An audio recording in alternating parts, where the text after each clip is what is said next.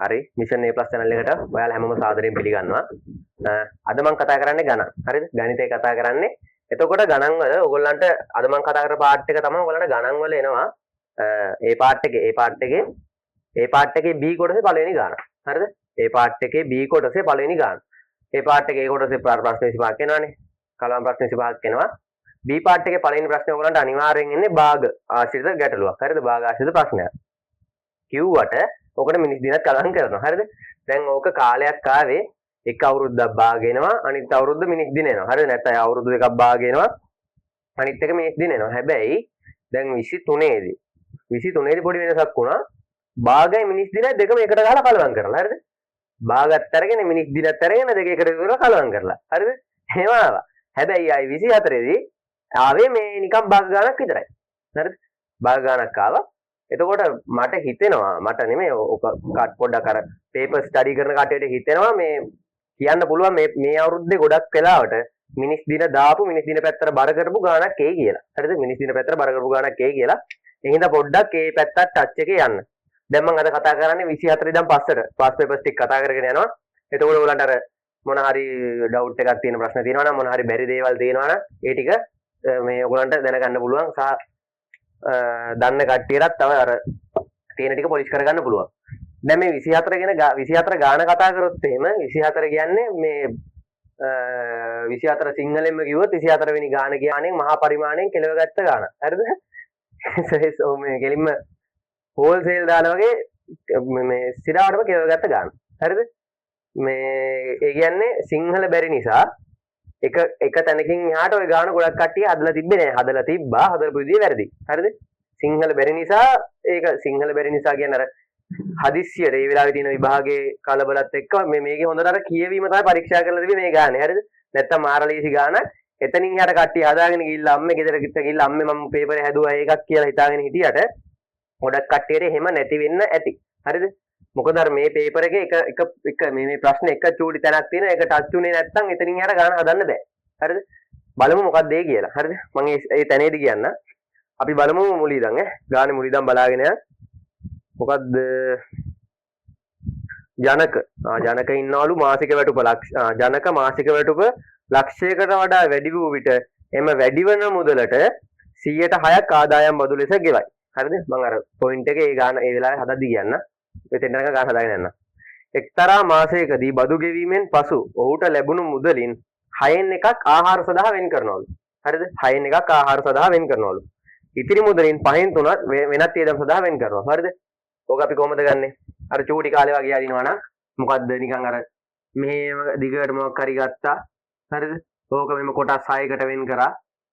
අර චූටි කාලේ කරන්නේ ඕගොල්ලෝ භාග ගන්න. හරිද? කොහොම චූටි කාලේ මොකද කරන්නේ? කොහොම වෙන් කරා. ඊට පස්සේ අහනවා මොකද්ද?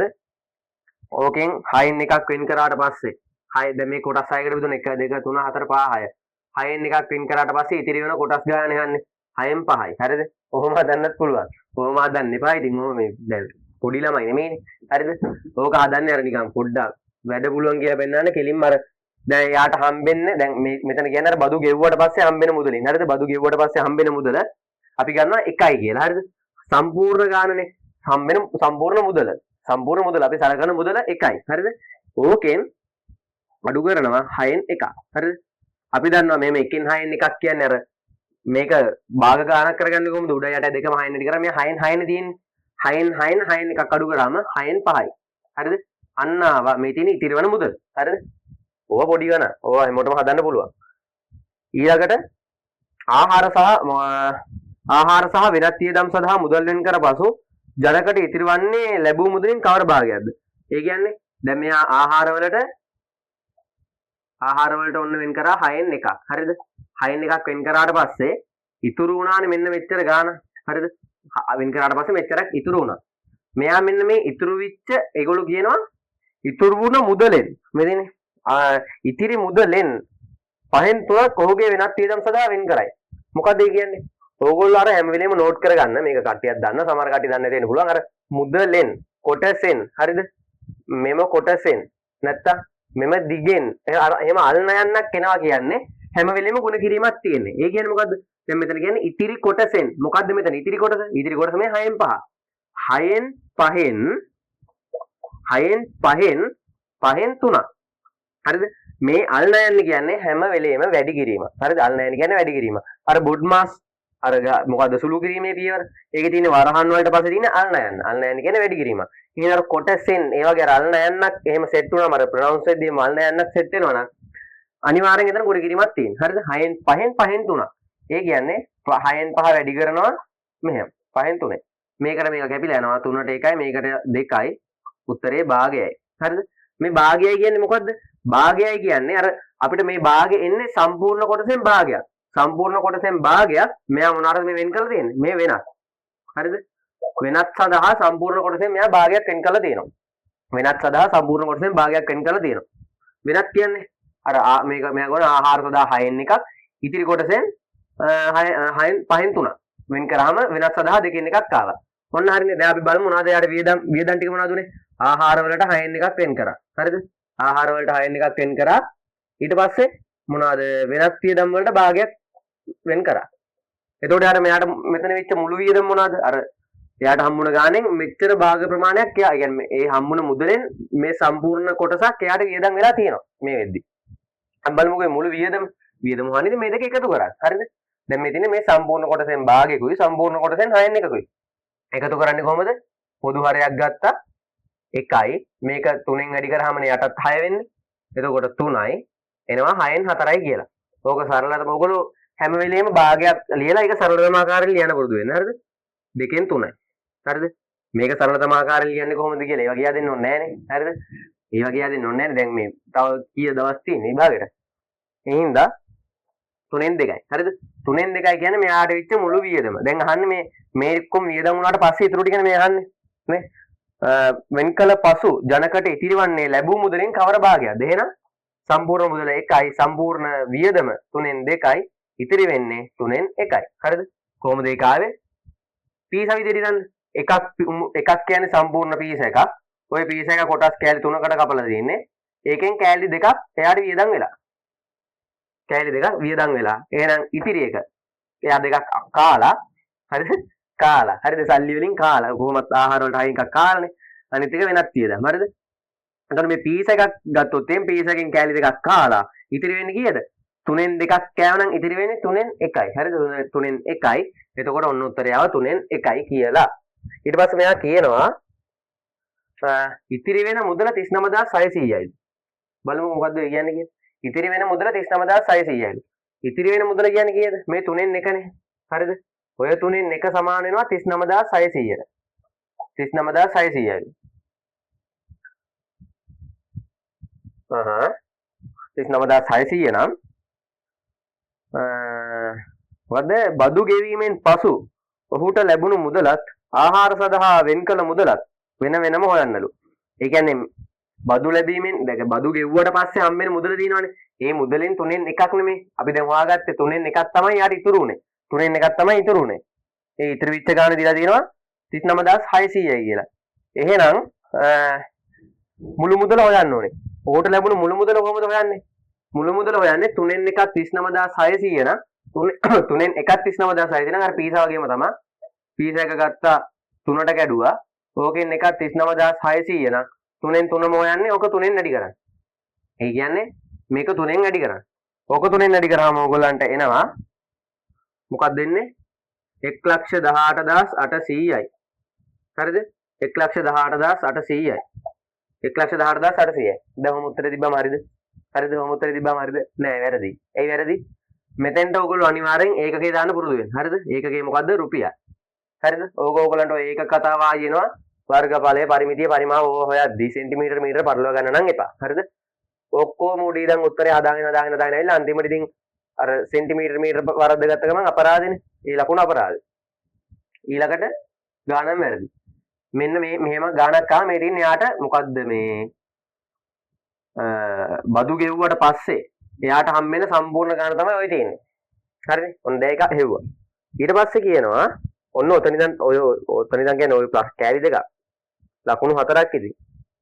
දැන් මේ විදිහ ඔයගොල්ලෝ ලකුණු අරගෙන තියෙනවා 3 1 4යි 4යි 2යි 6යි. හරිද? සම්පූර්ණ ප්‍රශ්නේ 10ක් වෙනවනේ.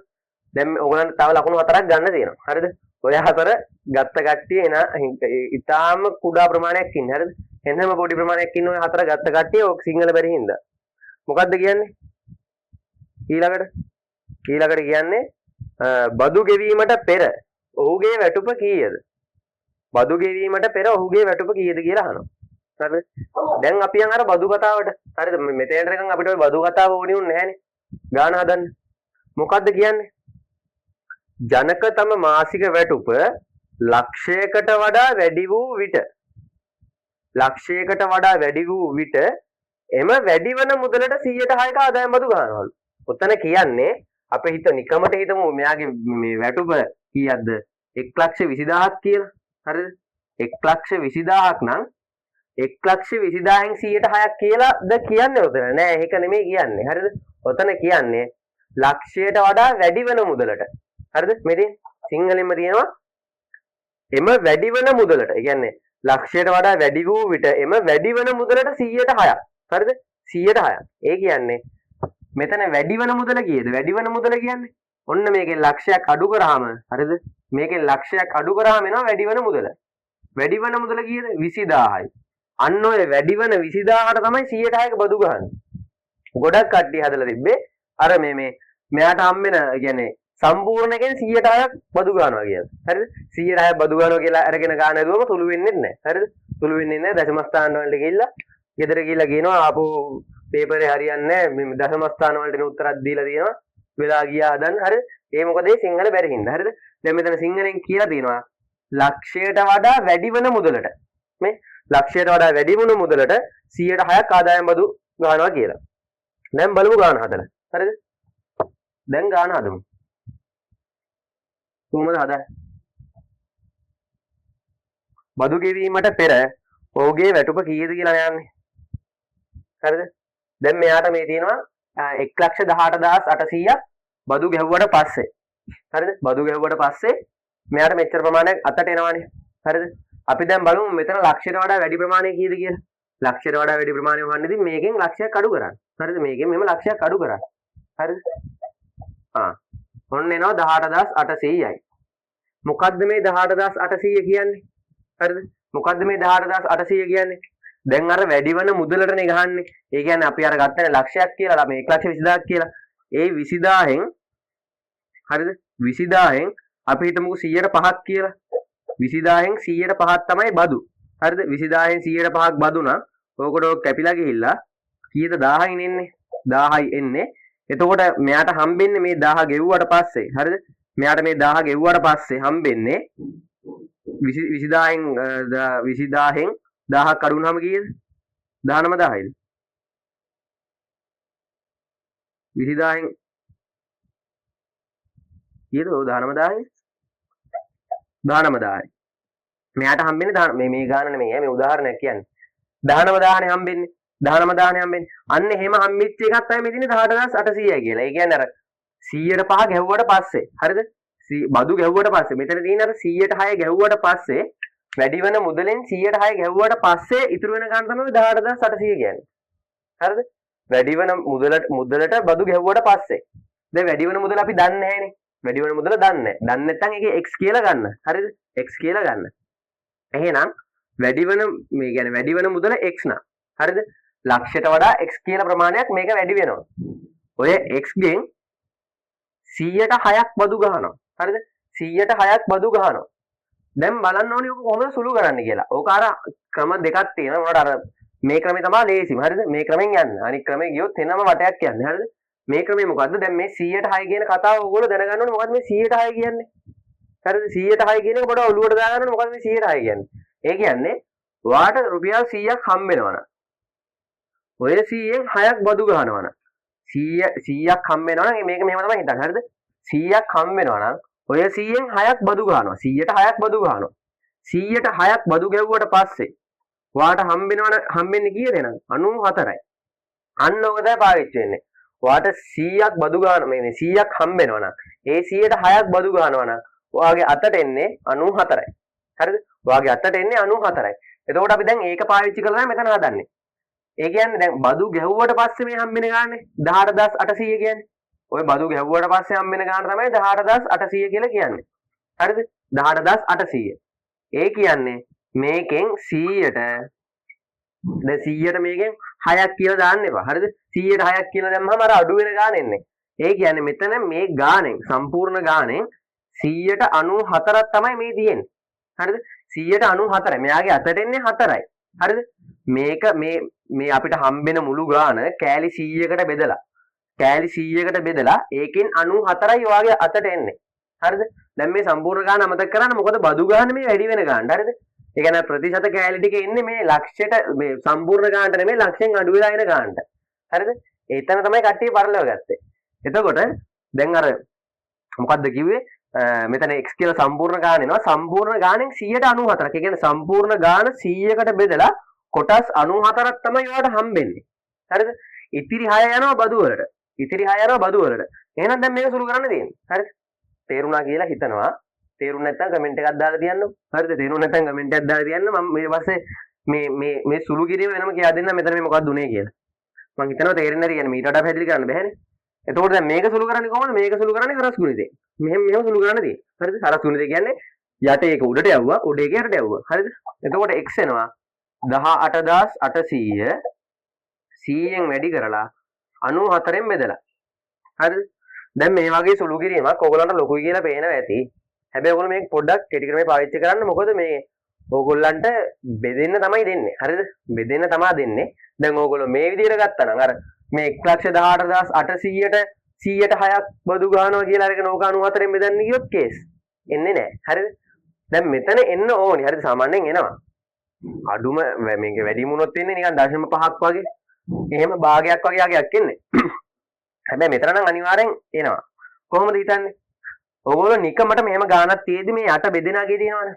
යට බෙදෙනාගේ දෙකෙන් තුනෙන් එහෙම නිකන් සංඛ්‍යාවක නිකන් වැඩි කරලා බලන්න මේ උඩ තියෙන ඉලක්කමක් හැදෙනවද කියලා. අපි නිකමට මේක දෙකෙන් වැඩි කරලා බලමුකෝ. දෙකෙන් වැඩි කරාම ඔයගොල්ලන්ට පේනව නේද? මෙතන 8යි 18යි. මේ 188ට හැදුනා නේද? හරි 188ට හැදුනා. ඒ කියන්නේ මේක 94යි සම්පූර්ණයෙන් බෙදෙනවා. ඒ කියන්නේ 94ට 1යි මේ 188ට 2යි. මැක්ස්. හරිද? එකපාරට එහෙම ගන්න පුළුවන්. හරිද? මෙතන ඊට පස්සේ උත්තරය එනවා. මෙතන උඩින් ආව කීයක්ද? මෙතන 2යිනේ. එතකොට මෙතන තියෙනවා 2.2 කියන්නේ 200යි. ඔය 200 වැඩි වෙනවා 100ෙන්. හරිද? වැඩි වුණාම උත්තරය එනවා රුපියල් 20000යි කියලා. හරිද? 20000යි. ඔය මොකද්ද ඔය 20000 කියන්නේ? 20000 කියන්නේ බදු ගහපු ගාන. බදු ගහපු ගාන කියන්නේ අර ලක්ෂයට වඩා වැඩි ප්‍රමාණය. ලක්ෂයට වඩා වැඩි ප්‍රමාණය 20000යි. ලක්ෂයට වඩා වැඩි ප්‍රමාණය 20000යි. ලක්ෂයට වඩා වැඩි ප්‍රමාණය 20000යි නම් එයාගේ මුළු ආදායම කීයද? අර ලක්ෂයයි මේ 20000යි. මුළු ආදායම 1,20,000යි. ගාන ඉවරයි. ගාන ඉවරයි නෙමෙයි තව කැලලක් තියෙනවා. දැක්කනේ? එතෙන් රකම් මාන ලේසි. ඉතින් ඕක වරද්ද ගත්ත කියන්නේ අපරාධේ වරද්ද ගන්නවා කියන්නේ අර අතන අර කියවීමේ දුර්වලකම තමයි. හරිද? කියවීමේ දුර්වලකම තමයි අර ලක්ෂයට වඩා වැඩි කොටසෙන් 100ට 6ක් කියන එක තමයි කට්ටිය වරද්දගෙන තිබ්බේ ගොඩක් කට්ටිය. ඊට පස්සේ මොකද්ද කියන්නේ? යම් අවස්ථාවක බදු අය කර ගැනීමේ සීමාව ඉහළ දැමීම නිසා ජනක ආදායම් බදු ගෙවීමෙන් නිදහස් වේ නම්. හරිද? දැන් බදු ගහන්නේ නැහැලු. හරිද? බදු ගහන්නේ නැහැලු. ඔහු ආහාර සඳහා මුලින් වියදම් කළ මුදල වෙනස් නොවේ නම්. ඒක වෙනස් වෙන්නේ නැහැලු. දැන් එයා ආහාර වියදම් කරන මුදල මුළු වැටුපෙන් කොච්චර භාගයක්ද ප්‍රතිශතයක්ද කියලා අහනවා. භාගයක්ද නේ ප්‍රතිශතයක්ද කියලා අහනවා. දැන් මෙතන මේ ගාන ඔයගලන්ට තේරෙනවා විශේෂත්වය මොනවද? භාග නෙමෙයි මිනිස් දිනක් නෙමෙයි භාග තියෙනවා. මිනිස් දින නෙමෙයි මේකට ඔයගලන්ට සෙට් කරලා තියෙන ප්‍රතිශත කෑල්ල. හරිද? ප්‍රතිශත කෑල්ල තමයි සෙට් කරලා තියෙන්නේ. හරිද? දැන් ඔයගලන්ට මොකද්ද කියන්න තන?